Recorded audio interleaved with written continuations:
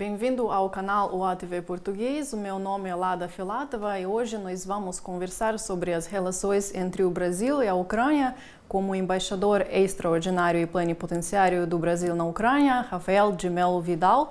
Bom dia, senhor embaixador. Bom dia, Lada. Bom dia a toda a audiência da UATV Português. Muito obrigada por ter reservado este tempo para a conversa. No outono passado, o senhor começou a sua missão diplomática em Kiev. Qual era a sua percepção da Ucrânia antes da chegada e como ela mudou ao longo deste ano? Muito bem. Em primeiro lugar, novamente agradeço pela oportunidade. Eu que agradeço a oportunidade de conversar com a audiência ucraniana e brasileira. Eu diria que mais do que uma percepção, uma determinação. Eu vim para a Ucrânia com a determinação de fazer parte de um processo de busca de uma solução diplomática e pacífica para acabar a guerra na Ucrânia. Em termos do seu conhecimento da Ucrânia, em termos de impressões, o senhor aprendeu algo interessante sobre o país ou talvez obteve outros conhecimentos e experiências aqui?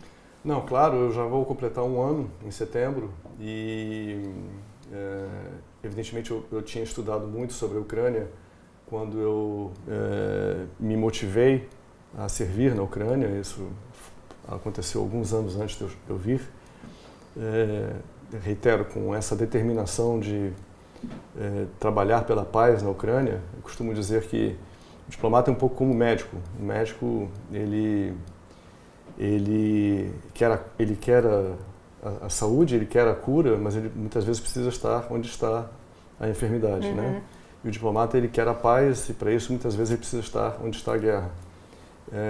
Com a invasão da Ucrânia em 2022, eu senti a necessidade de estar aqui, né? De fazer parte de um processo de busca de uma solução diplomática, porque eu sou diplomata, para o fim dessa guerra, que tanto sofrimento traz para a população ucraniana.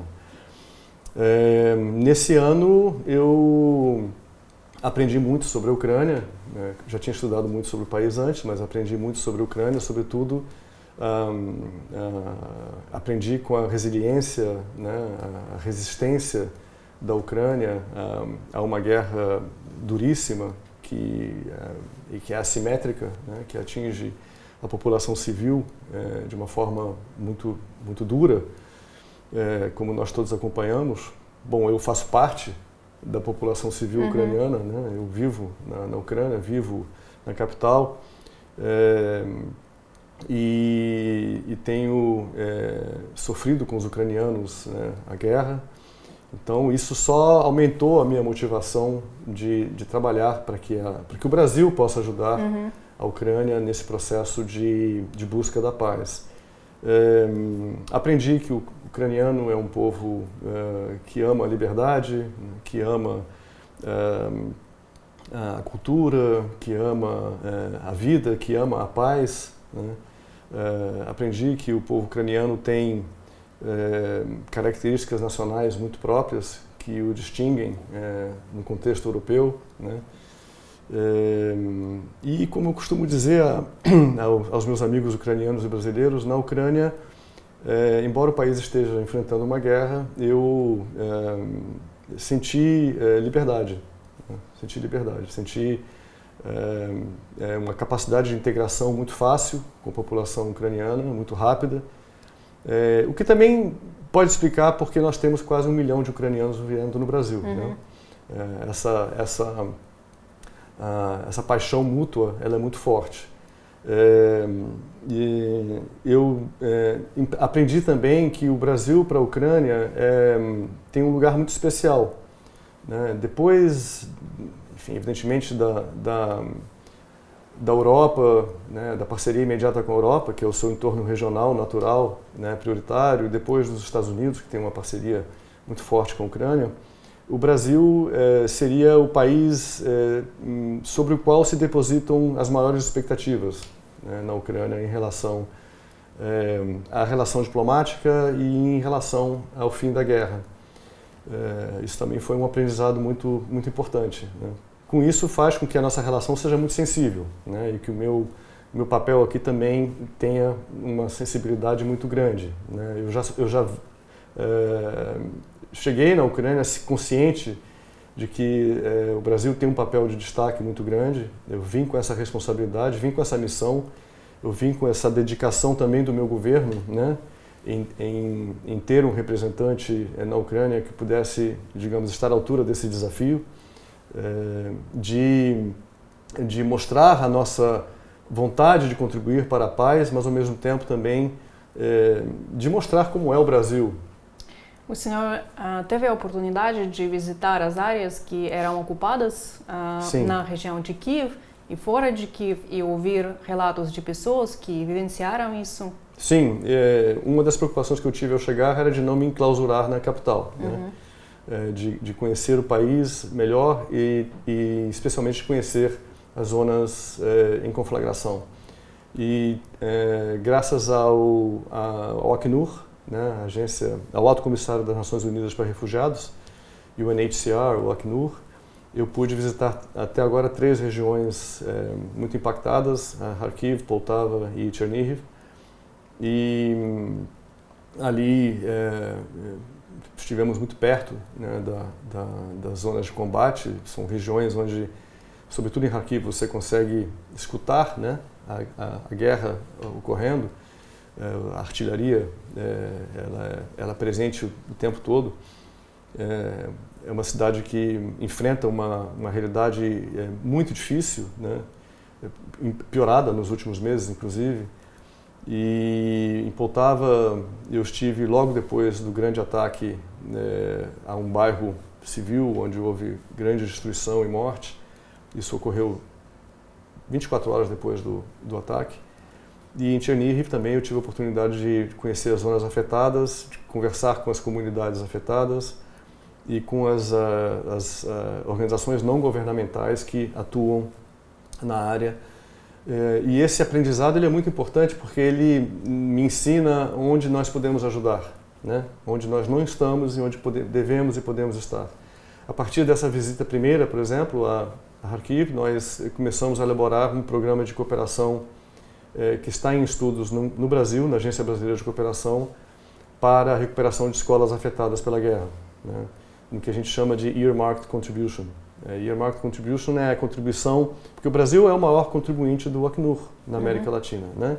Nós damos grandes fundos para o orçamento do Acnur, e o Acnur usa esses fundos na Ucrânia, mas usa também em outros países. Mas nós queremos fazer uma contribuição específica para a Ucrânia, para a recuperação de uma escola afetada na zona de Kharkiv. Em 2023, o Senado brasileiro criou o Grupo Parlamentar Brasil-Ucrânia, com foco na economia, educação e ajuda a pessoas com deficiência. E em termos dessas áreas, acontecem alguns projetos agora ou talvez estejam planejados para ajudar, por exemplo, pessoas que perderam as pernas, os braços ou fazer alguma troca econômica? Bom, sim, eu até adiantei um pouquinho o que a gente poderia falar um pouco mais adiante, que são programas em andamento, programas em construção, né?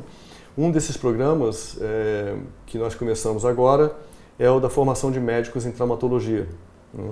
Esse programa ele é inspirado numa iniciativa que foi organizada pelo World Congress of Ukrainians, né? Que é uma organização não governamental de apoio a ucranianos no exterior, mas que busca também, nessas comunidades ucranianas no exterior, e o Brasil é uma das maiores, exemplos que podem ser trazidos para a Ucrânia. A partir de uma iniciativa feita entre o World Congress of Ukrainians e o Hospital Albert Einstein, de São Paulo, que é um hospital especializado em traumatologia, em ortopedia, né, justamente em tratamento desses grandes traumas de guerra ou da violência em geral. Nós estamos desenvolvendo um programa novo com a Ucrânia, que é a formação de médicos no Albert Einstein ou em outros hospitais no Brasil, especialmente na região sul do país, onde estão as grandes comunidades ucranianas, mas também a possibilidade de que médicos brasileiros venham aprender com a experiência avançada ucraniana nessa área também, né? Então, a partir de um modelo que envolveu 5 médicos ucranianos que foram formados no Brasil no ano passado, nós queremos ampliar isso para um número maior de médicos e com fundos públicos, né? Porque a iniciativa original ela veio de contribuições privadas. Então, eu quero levar isso para a Agência Brasileira de Cooperação, que já aprovou esse programa. Ele está agora em estudos aqui na Ucrânia, já foi submetido ao Gabinete de Ministros, né? Da Ucrânia,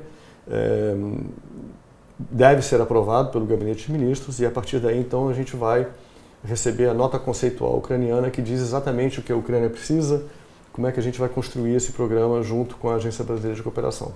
E falando da cooperação interparlamentar, no ano passado já o nosso parlamento, Верховна Рада, organizou a Conferência Ucrânia-América Latina e mandou convites para representantes brasileiros, mas nenhum senador ou deputado da coligação governamental chegou para a Ucrânia. Qual era a razão dessa ausência e tratou-se de alguma recomendação do governo brasileiro? Absolutamente, não haveria uma recomendação do governo brasileiro para que não venham à Ucrânia. Isso não existe. O governo brasileiro tem uma aliança estratégica com a Ucrânia, datada de 2009, que foi lançada pelo presidente Lula, à época, numa visita do presidente Lula à Ucrânia. Nós já tivemos 3 visitas presidenciais, 2 vezes presidente do Brasil à Ucrânia e uma vez presidente da Ucrânia ao Brasil, o que não é pouco, né, num curto período desde a independência ucraniana em 91. A aliança estratégica ela é importante na diplomacia. Como disse, nós temos uma aliança estratégica com a Ucrânia. Nós não temos isso com muitos países, não temos com todos os países, apenas aqueles países em que nós temos, digamos, uma relação profunda, estratégica, né, com expectativas de crescimento, muitas vezes alicerçada em algumas raízes importantes. Muitas vezes a aliança estratégica ela é baseada no comércio, né? É uma raiz comercial ou uma raiz de investimentos, e muitas vezes ela é alicerçada na raiz cidadã.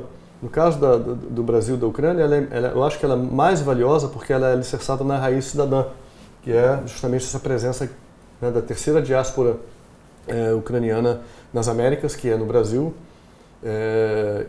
e essa diáspora que justamente inspira o grupo parlamentar, né, porque a Ucrânia está representada no parlamento brasileiro, né, o que gerou o grupo parlamentar, a Frente Parlamentar Brasil-Ucrânia, e aqui a Ucrânia-Brasil, que também é muito atuante. Portanto, não haveria nenhum fundamento de que o governo brasileiro não recomendasse qualquer visita à Ucrânia. A decisão ela é autônoma do Congresso brasileiro, né? Não nos é relevante qual é a formação, né? Na democracia, todos os partidos podem estar representados. Nós não interferimos ou não temos preferência por quais partidos vêm à Ucrânia, né? Nós apoiamos a vinda da missão parlamentar.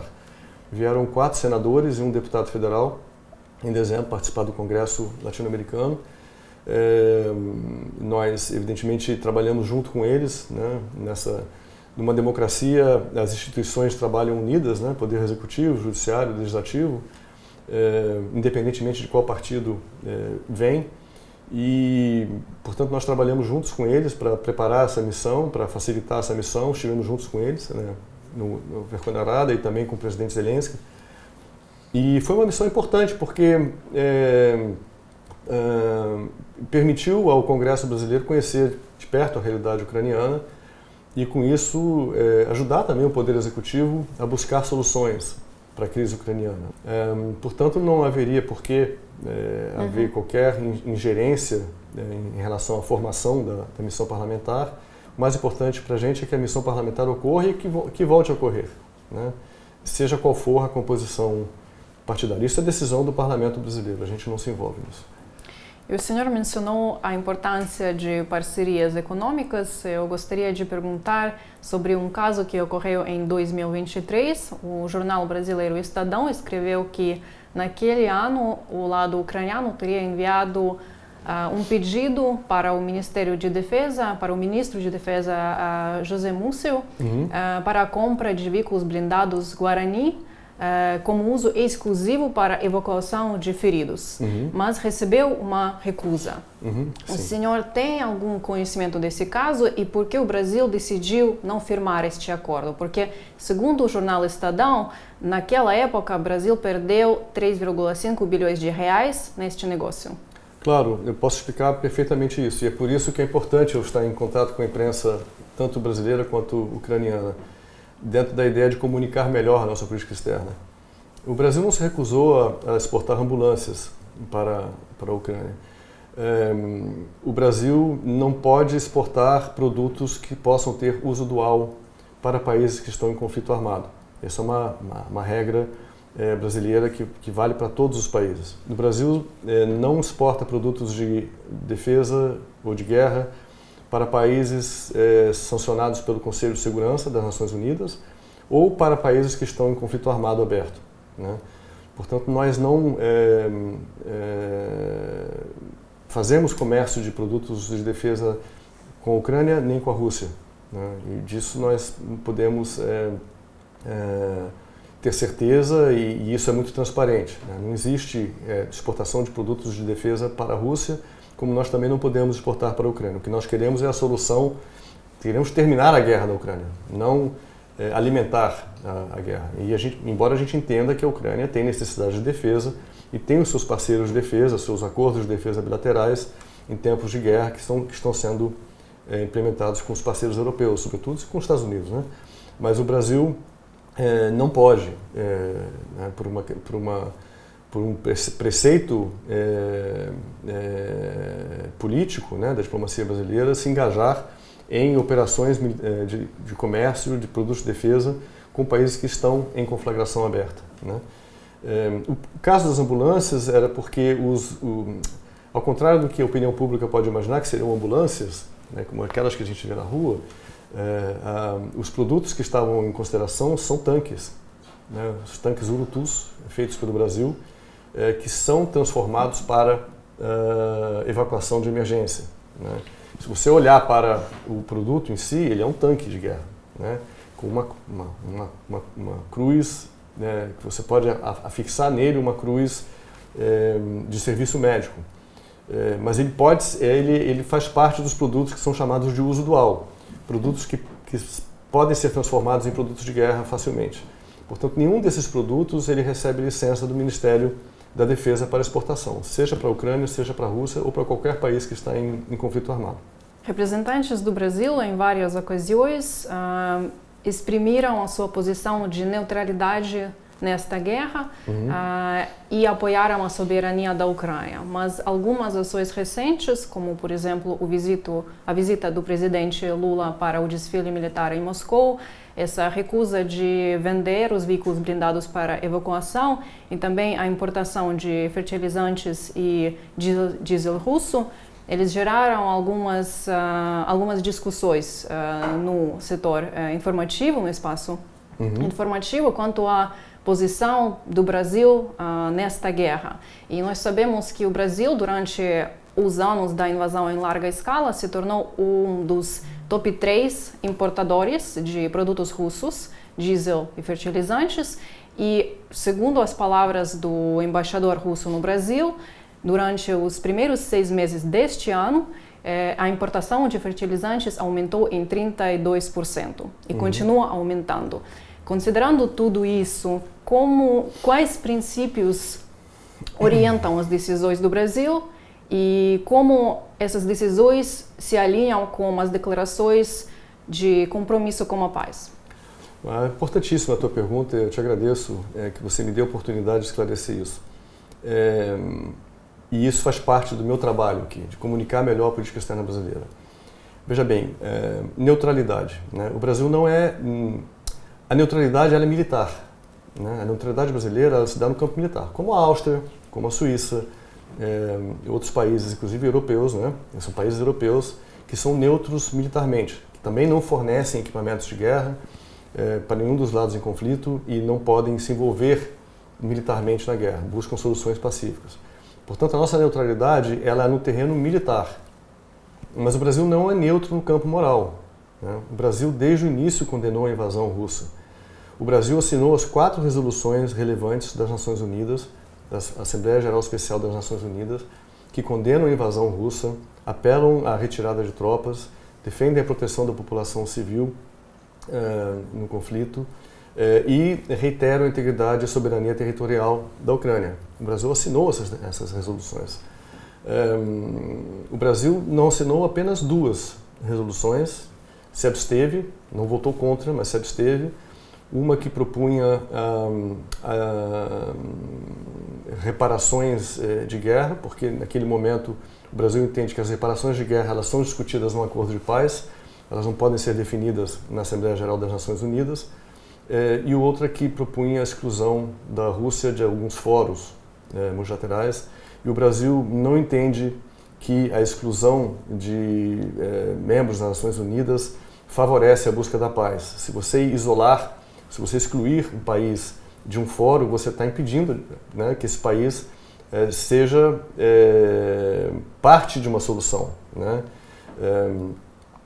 O Brasil, por exemplo, ele não defende sanções que não sejam aprovadas pelo Conselho das Nações Unidas ou pelas instâncias multilaterais, como a Organização Mundial do Comércio.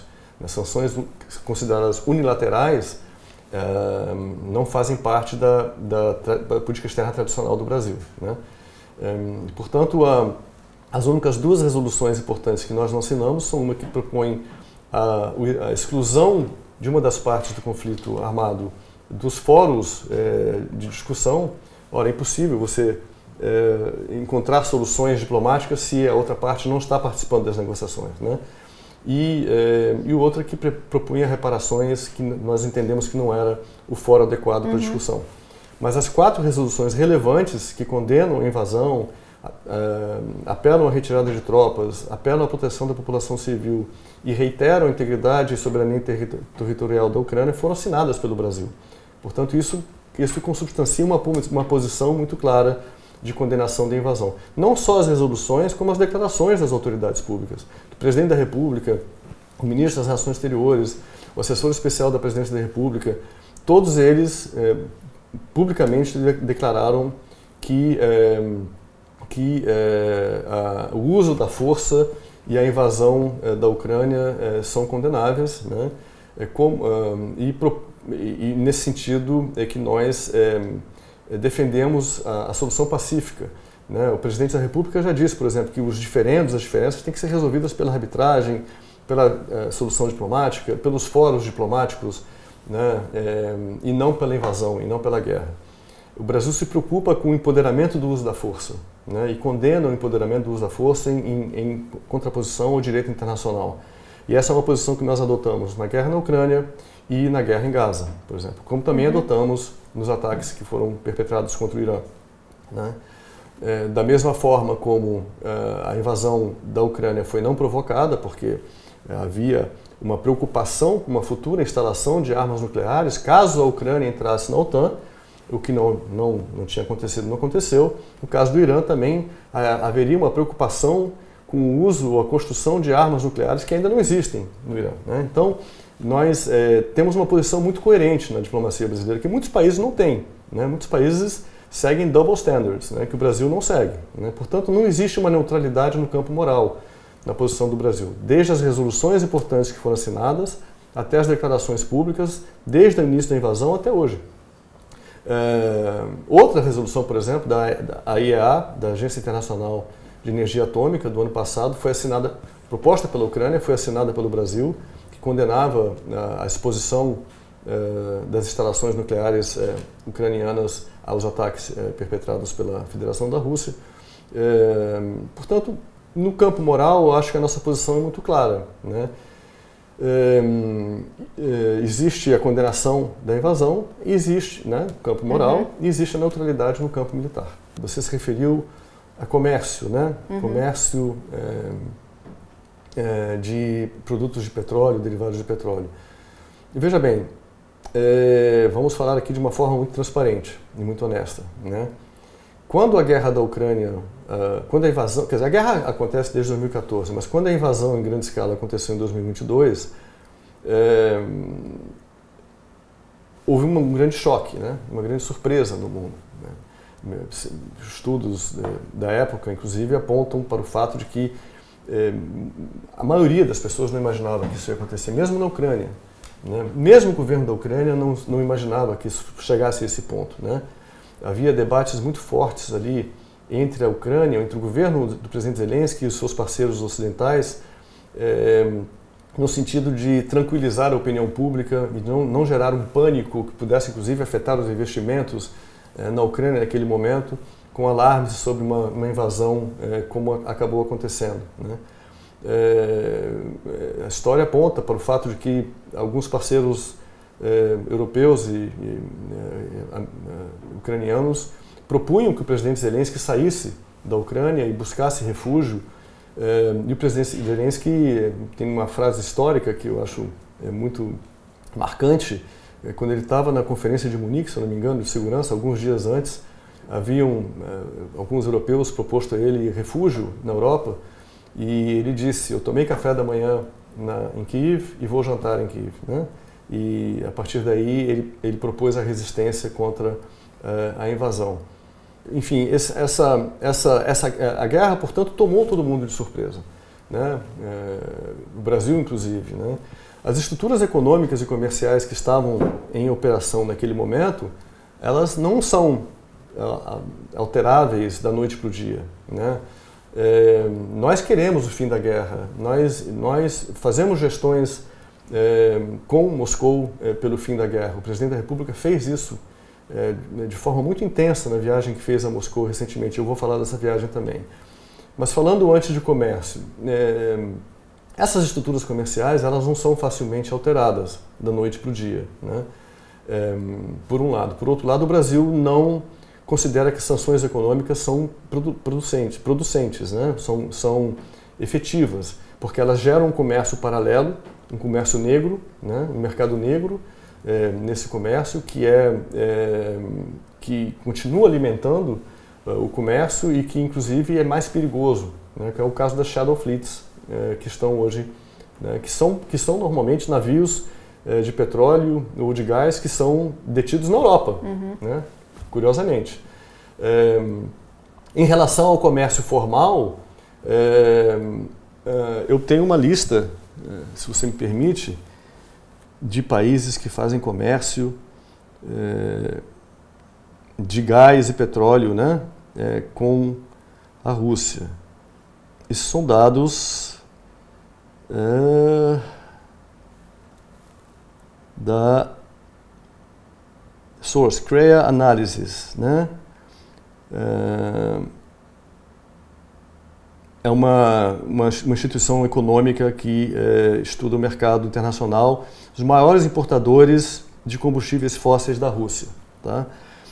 Dados atuais. A China, em primeiro lugar, com 265 milhões de... isso são 265 milhões de barris, né? Em seguida, a União Europeia, com entre gás e petróleo, 212 milhões de toneladas, né? Depois nós temos a Índia, em terceiro lugar, com 146 milhões. Depois nós temos a Turquia, em quarto lugar, com 109 milhões entre óleo e gás. Depois a Alemanha, com 28 milhões. Depois a Hungria, com 22 milhões. Depois a Coreia do Sul, com 20 milhões. Depois a Itália, com 10 milhões. Depois o Brasil, com 10 milhões. Portanto, nós estamos falando entre os maiores importadores de petróleo e gás da Rússia, que são a China e a União Europeia, que estão em 265 a China e 212 milhões a União Europeia. Nós temos lá embaixo o Brasil com 10 milhões de importações de óleo, não de gás, de óleo que é usado na produção de alimentos do Brasil, né? E são estruturas que não são mudadas facilmente da noite para o dia, né? Eu ouvi de alguém me dizer, não, mas a União Europeia, a partir de janeiro de 2027, vai deixar de importar o gás russo. Sim. Ou seja, até janeiro de 2027, então, a União Europeia pode alimentar a máquina de guerra russa. Mas o Brasil não pode. Então, assim, existe muita hipocrisia nesses dados de comércio. Como eu disse anteriormente, o Brasil não condena os países, o Brasil não condena a União Europeia por necessitar do gás e do óleo que importa da Rússia. O Brasil não condena a China, nem a Índia, nem nenhum país que precisa fazer comércio, né? O que o Brasil não entende é que o Brasil seja singularizado nisso, quando na verdade é um dos menores importadores de óleo e gás da Rússia. Te mostrei os dados, né? Entre 265 milhões de toneladas e 10 milhões, tem uma diferença muito grande. Portanto, o que o Brasil deseja é que a guerra acabe, né? Que o mundo possa voltar à normalidade, né? O Brasil não entende que existe solução militar para essa guerra. Isso é uma posição do governo, né? Nós não vemos uma solução militar para essa guerra. Acho que os próprios ucranianos não estão encontrando e vendo uma solução militar para essa guerra. Os russos não estão vendo uma solução militar para essa guerra, né? Porque os dois lados resistem, né? E se defendem, né? A Ucrânia tem uma defesa muito forte. A Ucrânia é um país independente, não vai deixar de ser independente, né? Isso é importante que o mundo entenda. Portanto, não existe uma solução militar para essa guerra. O que existe é apenas uma solução negociada possível. O que se espera que aconteça. O Brasil tem uma iniciativa de paz muito séria, sendo conduzida nas Nações Unidas, mas não quer protagonismo, não precisa desse protagonismo. O Brasil quer que se encontre, o Brasil apoia as negociações sendo conduzidas por Washington. O Brasil, desde 2022, vem dizendo que não é possível excluir a Rússia de uma negociação.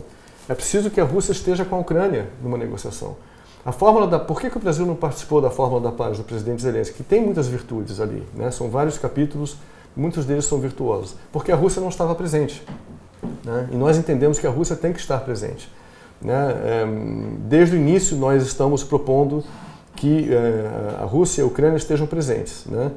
Quando nós sugeríamos isso, muita gente dizia, mas isso é uma posição a favor de um lado ou de outro. Não é uma posição a favor de um lado, é uma posição a favor da paz, né? Agora, os Estados Unidos estão fazendo essa ponte com a Rússia. A guerra na Ucrânia, ela colocou em evidência uma grande vulnerabilidade e dependência ainda do comércio mundial da matriz energética fóssil, né? Enfim, embora nós estejamos lutando para uma nova matriz energética renovável, né? E isso já avançou muito no mundo, e o Brasil luta por isso também, a COP30, que vai acontecer agora no Brasil, aliás, a gente espera a presença do presidente Zelensky. Ela trabalha por isso, o Brasil trabalha por isso desde o início. A primeira grande conferência do clima ocorreu no Brasil, né? A ECO 92. Mas a verdade é que a guerra na Ucrânia expôs uma vulnerabilidade muito grande, né? Colocou em evidência uma vulnerabilidade muito grande ainda da matriz antiga, da matriz de combustíveis não renováveis, né? Tanto para o Brasil quanto para o resto do mundo. Eu acabei de te dar dados atuais de que a Europa é o segundo maior importador de óleo e gás da Rússia ainda, né? Com números muito altos, não é um número pequeno, né? Abaixo apenas da China. Nós não condenamos isso, não digo isso fazendo um juízo de valor, mas também não condenem o Brasil pelo fato de que ainda tem essa dependência energética. O Brasil, reitero, não apoia sanções econômicas comerciais, não acha que é um instrumento eficaz, porque gera o comércio bilateral e porque gera double standards, né? Um comércio paralelo, digamos, um mercado negro, com riscos ambientais, como é o caso das Shadow Fleets, por exemplo. Portanto, o que nós queremos se houver sanções econômicas que sejam adotadas no âmbito do Conselho de Segurança das Nações Unidas, mas aí as partes em conflito estão presentes, então, evidentemente isso é uma falha do Conselho de Segurança, que o Brasil há anos pede que seja reformado, que acabe o direito de veto, que o Conselho de Segurança seja ampliado, aliás, com o apoio da Ucrânia. A Ucrânia é um dos países que apoia a reforma do Conselho de Segurança das Nações Unidas, inclusive apoia a presença do Brasil como um grande parceiro latino-americano, né, no Conselho de Segurança das Nações Unidas, e apoia o fim do direito de veto. A Ucrânia é uma das vítimas das falhas da governança global, né? Mais evidentes, inclusive. Mas nós só defendemos sanções econômicas que sejam aprovadas pelo Conselho de Segurança, evidentemente um conselho reformado, ou que sejam aprovadas pelos fóruns multilaterais adequados, no caso, a Organização Mundial do Comércio. Isso não acontece. Não aconteceu ainda na guerra na Ucrânia. Em relação à visita do presidente à Rússia, nós condenamos a invasão e nós estamos junto com a Ucrânia buscando uma solução diplomática. Mas nós temos uma relação diplomática com a Rússia, como outros países têm, como os Estados Unidos têm, como países europeus têm. Todos os países europeus têm relações diplomáticas com a Rússia, né? Nós não advogamos a exclusão da Rússia, nós advogamos a inclusão da Rússia numa solução para o fim do conflito. E o presidente da República, ele foi a Moscou, primeiro numa cerimônia, que é uma cerimônia de condenação do Holocausto, né, e de celebração da libertação da Europa, né, contra o jugo nazista. O Brasil é um dos países que mais recebeu judeus que fugiram da perseguição nazista. Inclusive na minha família eu tenho, né, um tio que é alemão e que fugiu da perseguição nazista, né. O Brasil é um país que abriu os braços, assim como para a Ucrânia, como para todos os imigrantes, todos os processos de imigração no mundo inteiro, né. Portanto, ele foi numa cerimônia que não é uma cerimônia da Rússia, é uma cerimônia que é alusiva ao fim do Holocausto. Uma cerimônia que já participou sempre com países europeus, etc. Mas o mais importante dessa cerimônia, para nós, foi o fato de que o presidente da República foi com uma grande delegação, que envolveu inclusive o parlamento brasileiro, empresários brasileiros, ministros de Estado. Ele foi um dos primeiros presidentes de uma grande democracia, né, a ir falar com o presidente da Rússia para pedir pela paz para a Ucrânia, inclusive para pedir pelo cessar-fogo proposto pelo presidente Zelensky, né, isso dito claramente. Ele foi pedir ao presidente Putin que fosse à reunião de Istambul, como o presidente Zelensky quis, né. Durante as reuniões houve gestões muito fortes pelo cessar-fogo, né. Houve gestões muito fortes para que a Rússia fizesse um movimento de negociação. A partir dessa presença do presidente do Brasil, e também como do presidente da China em Moscou, vocês se recordarão bem que o presidente Putin, no final daquela semana, ofereceu a primeira conversa direta entre a Rússia e a Ucrânia em Istambul. E na sua declaração, quando ele anuncia a disposição de que Rússia e Ucrânia se reunissem em Istambul pela primeira vez desde a primeira reunião de Istambul, ele agradeceu aos Estados Unidos, à China e ao Brasil por terem feito gestões de paz que nós entendemos que levaram a esse processo de Istambul, né? Portanto, eu prefiro que se veja a presença do presidente da República em Moscou como um esforço de mediação de um presidente de uma grande democracia, né, pela paz na Ucrânia, inclusive levando a mensagem do presidente Zelensky de um cessar-fogo prolongado, né, que era o que estava em discussão naquele momento, a mensagem de que o presidente Putin fosse a Istambul, inclusive a pedido do governo da Ucrânia, né. Houve uma conversa por telefone da qual eu participei como embaixador aqui, eu promovi essa conversa entre o ministro das Relações Exteriores, Andrei Sibirra, e o ministro Mauro Vieira, enquanto as conversas aconteciam em Moscou, os ministros de Relações Exteriores se telefonaram e nessa conversa, aliás, uma relação que eles têm muito boa, né? Os chanceleres do Brasil e da Ucrânia já se falaram 6 vezes, já se encontraram pelo menos uma vez pessoalmente, e há uma perspectiva de uma visita do ministro das Relações Exteriores do Brasil à Ucrânia, assim que as agendas permitirem, mas o ministro Mauro Vieira indicou ao chanceler Sibirra, neste mesmo telefonema, o interesse de vir à Ucrânia. E nesse telefonema o ministro Sibirra pediu que o presidente da República fizesse gestões com o presidente Putin para que ele fosse a Istambul, e essas gestões foram feitas. Nessa visita, inclusive, o presidente da República pediu ao presidente Putin que volte ao mundo político, que volte ao cenário da política e que deixe a guerra, né? Portanto, eu pessoalmente vejo apenas virtudes na posição da política externa brasileira. Eu tenho satisfação de defender a política externa brasileira porque ela é uma política que propõe o diálogo, que propõe a mediação, que propõe a paz, que está aberta aos 2 países para que isso aconteça, que se oferece, inclusive, o presidente do Brasil disse nessa mesma visita, antes de ir e depois de ir à imprensa, ele disse claramente que o Brasil fará tudo que for solicitado numa missão de paz, não numa missão de guerra, numa missão de paz. E eu entendo que isso é muito importante, porque até o presidente Trump ser eleito, né, o único espaço político em que a Rússia conseguia operar era o espaço dos BRICS, né? E nesse ponto, Brasil e China tinham um papel muito importante nessa ponte entre a Rússia e a Ucrânia. Depois que o presidente Trump foi eleito, o presidente Trump aderiu a esse processo, né, de trazer a Rússia para o mundo da negociação política, né? Curiosamente, antes disso acontecer, essas iniciativas eram criticadas, né? Depois que o presidente Trump entrou e aderiu, elas passaram a ser louvadas. Nós achamos ótimo. O importante é que se busque uma solução política para o fim dessa guerra. Não existe solução militar para essa guerra. O senhor mencionou também que o Brasil condenou as ações de Israel na faixa de Gaza. E, pelo que eu li, o Brasil decidiu cancelar a compra de sistemas de artilharia Atmos fabricados no Israel.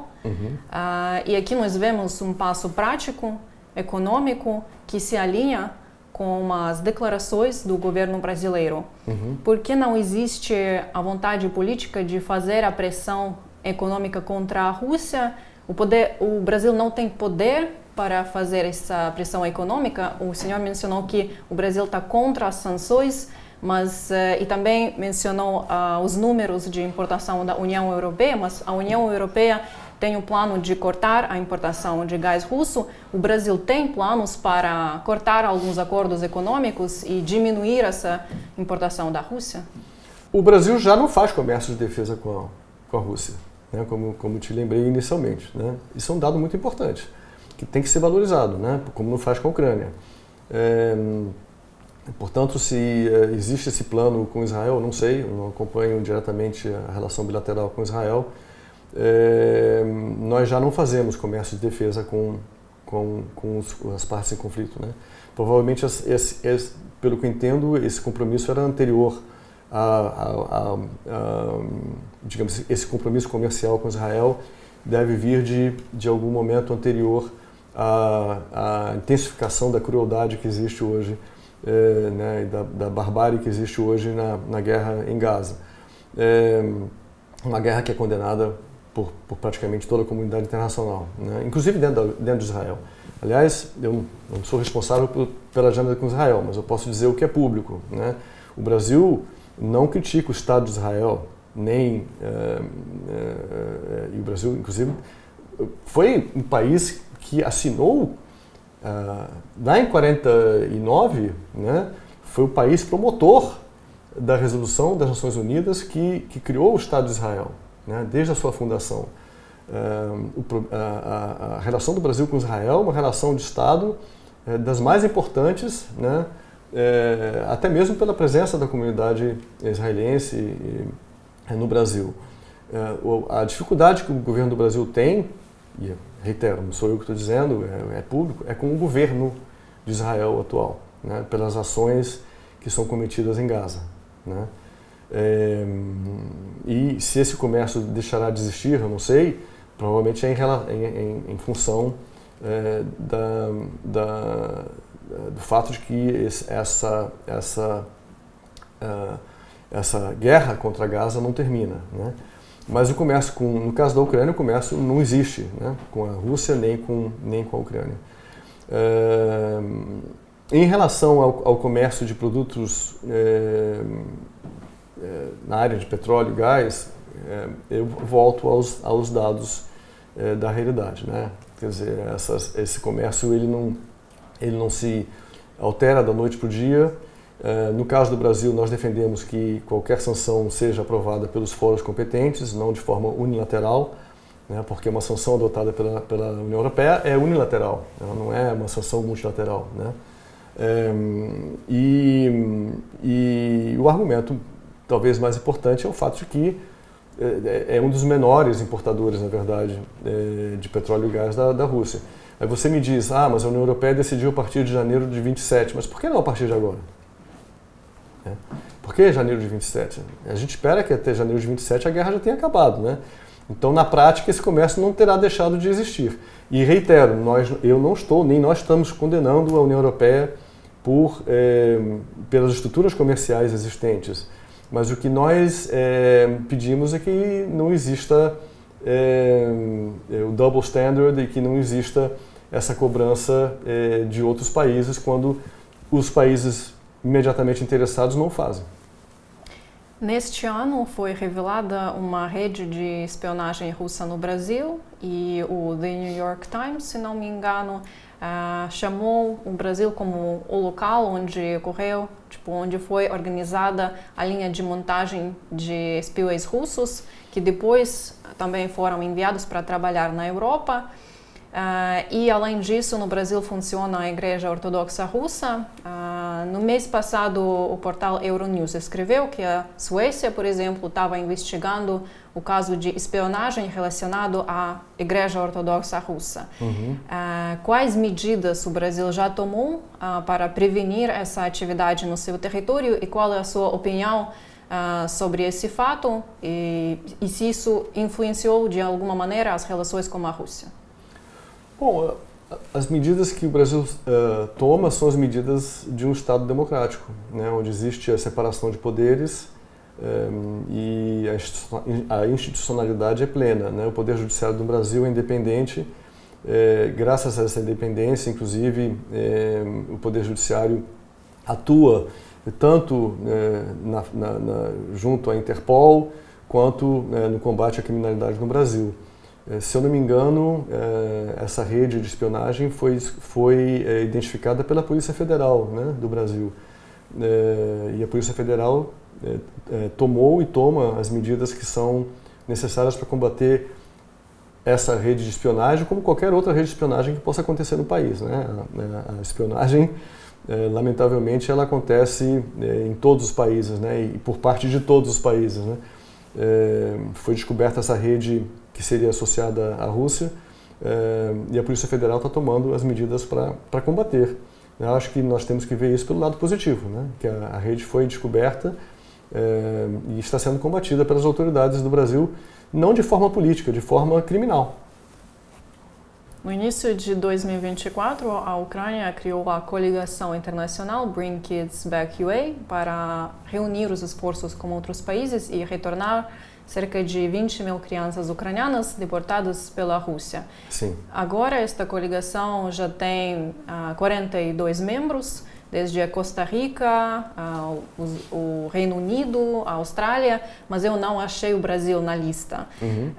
E também eu sei que os senadores brasileiros fizeram um apelo a Itamaraty para promover essa questão mais ativamente. Então, queria perguntar por que o Brasil decidiu não aderir a esta coligação e se algumas ações seguiram este apelo dos senadores.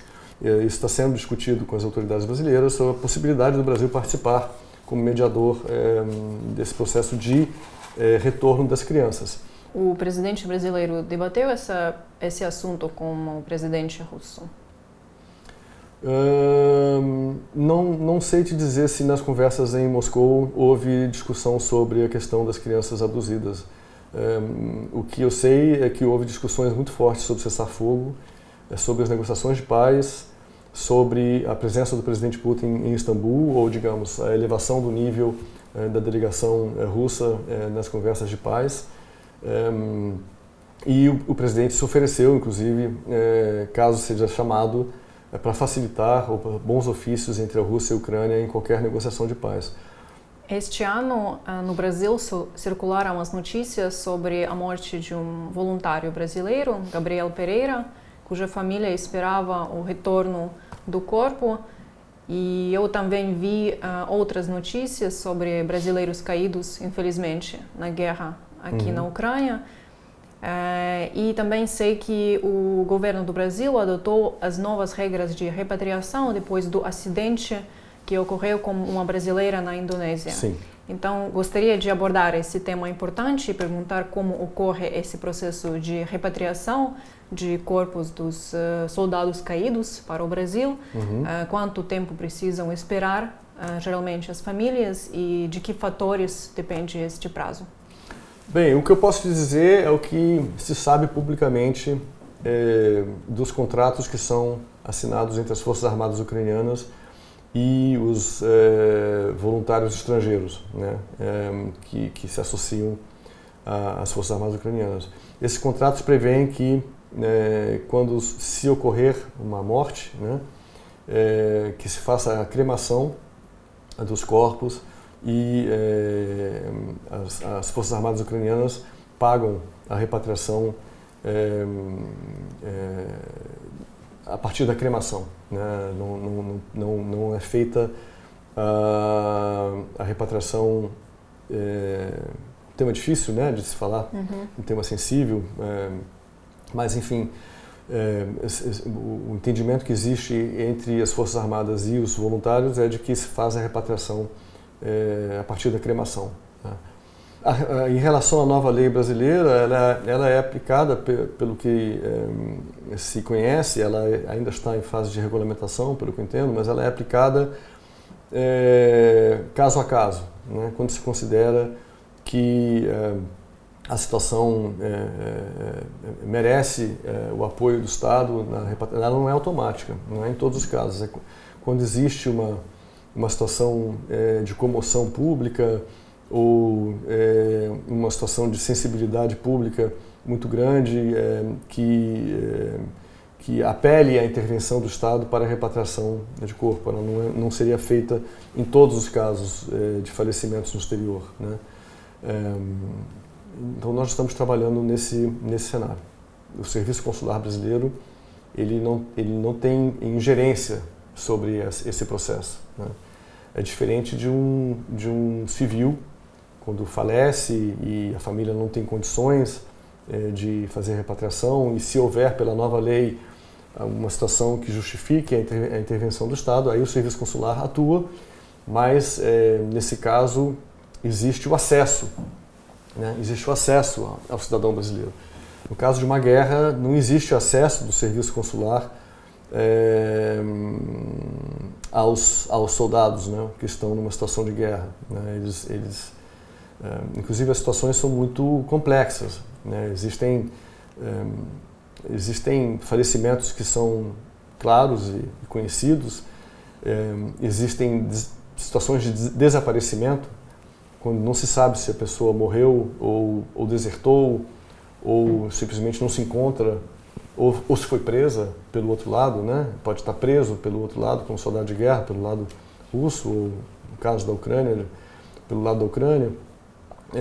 Portanto, são situações muito complexas, onde o serviço consular não tem um acesso padrão, né? Não tem um acesso padrão como tem em situações de paz, né? O acesso aos civis.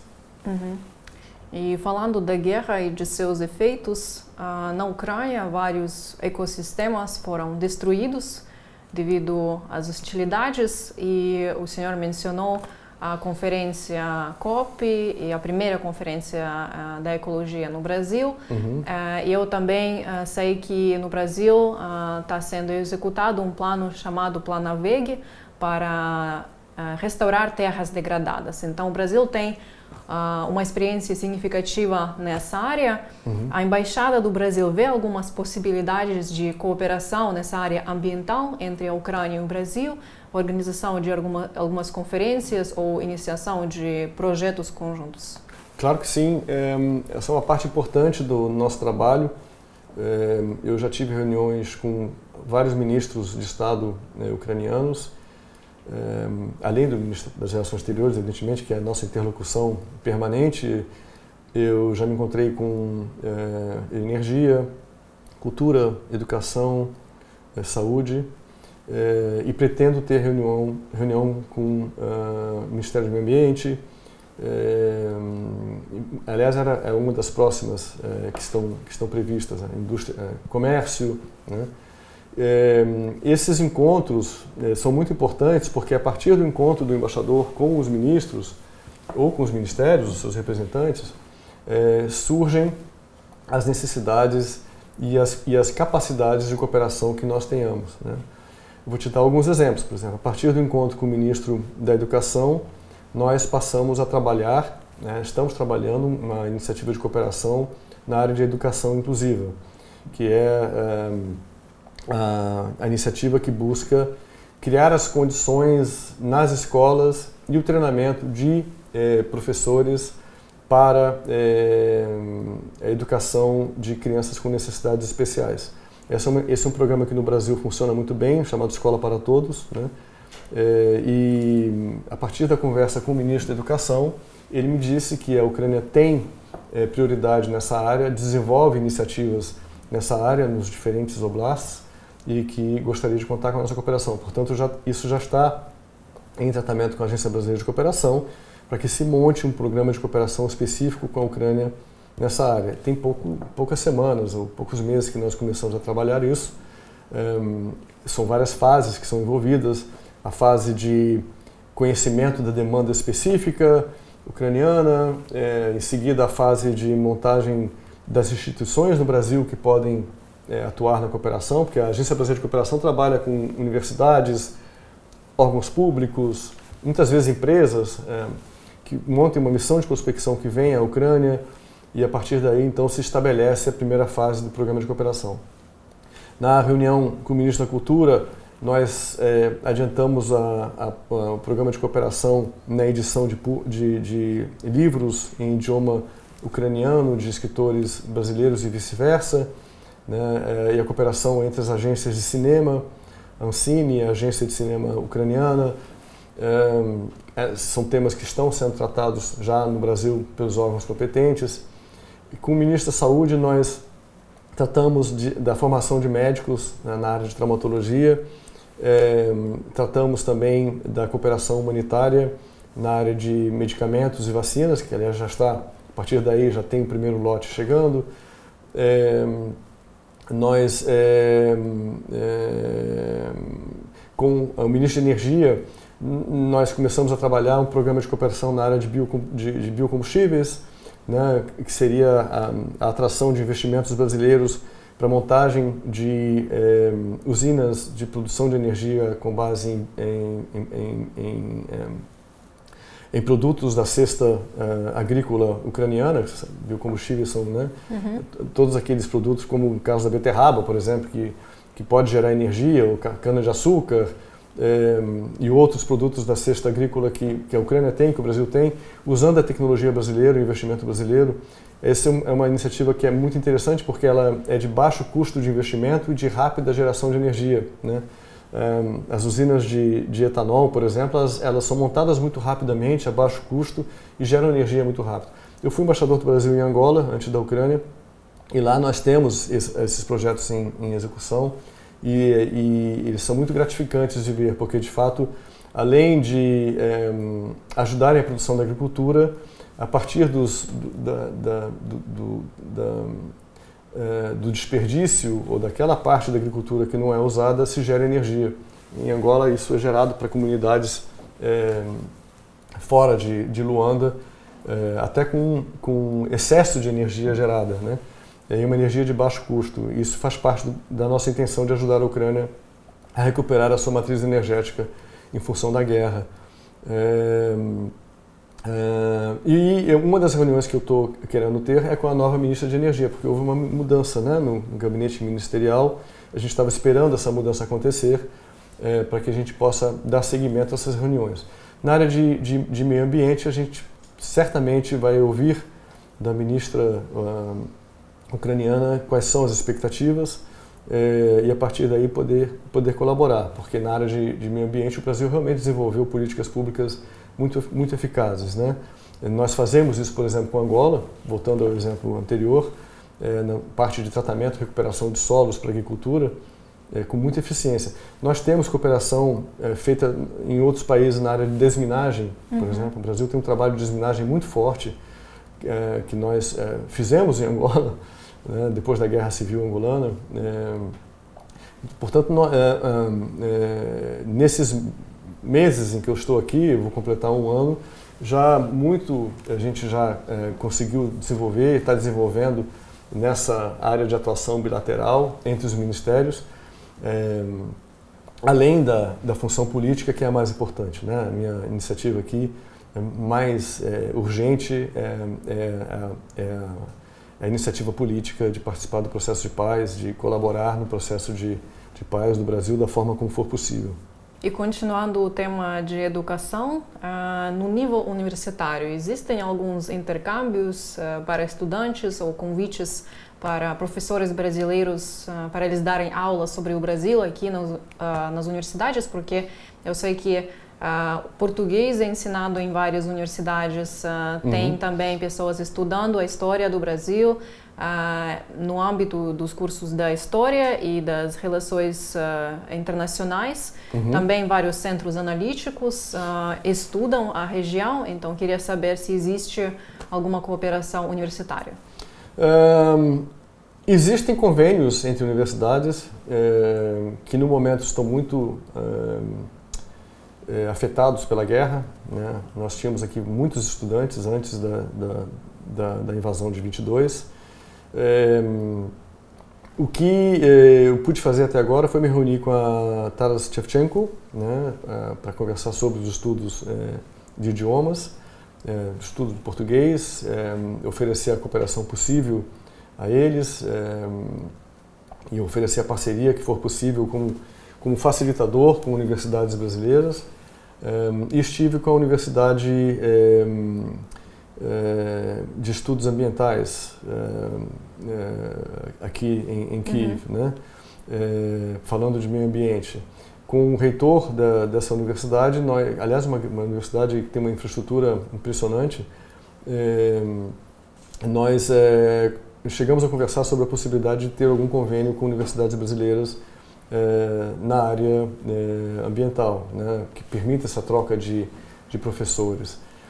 Mas isso ainda não avançou ao ponto onde a gente poderia já começar a assinar programas de cooperação específicos, né? A gente está ainda estudando essa cooperação possível com as universidades, porque efetivamente isso foi muito afetado pela invasão em 22.